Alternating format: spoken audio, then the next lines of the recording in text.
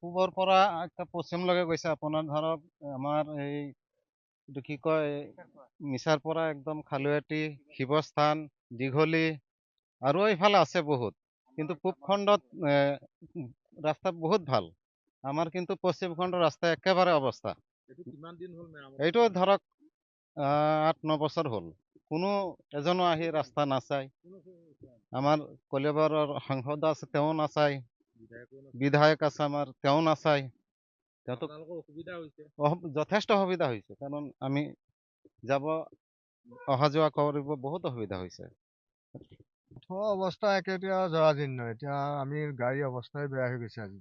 যিখন গাড়ীয়ে নেকি 10 বছৰ যায়, সেইখন গাড়ী এতিয়া 4 বছৰ যোৱা নাই, গাড়ীৰ অৱস্থা ঘুগলা হৈ গ'ল।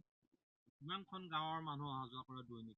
এইখন ৰাস্তাত মেক্সিমাম আছে 10-12খন গাঁৱৰ মানুহ আছে। এইপিনে শিৱস্থান, খালুৱাটি, গহগুৰি, বেচেলিমাৰী, দীঘলী 8-10খন গাঁৱৰ মানুহ অহা যোৱা কৰে। অসুবিধা অনেক অসুবিধা। আজি অলপ দিনৰ আগত অকণমান সেই ডাঙৰ ডাঙৰ গাঁতবিলাকত অকণ মেটেল কেইটামান পেলাই এতিয়া মানে যেনে তেনে অহা যোৱা কৰিব পৰাহে কৰি দিছে আৰু। আমাৰ সুবিধাটো একদম বেয়াই। বেয়া মানে কি, আজি কিমান দিন হ'ল, 5-7 বছৰ হ'ল, হাতী দিয়া নাই। অসুবিধা মানে ভালেই অসুবিধা।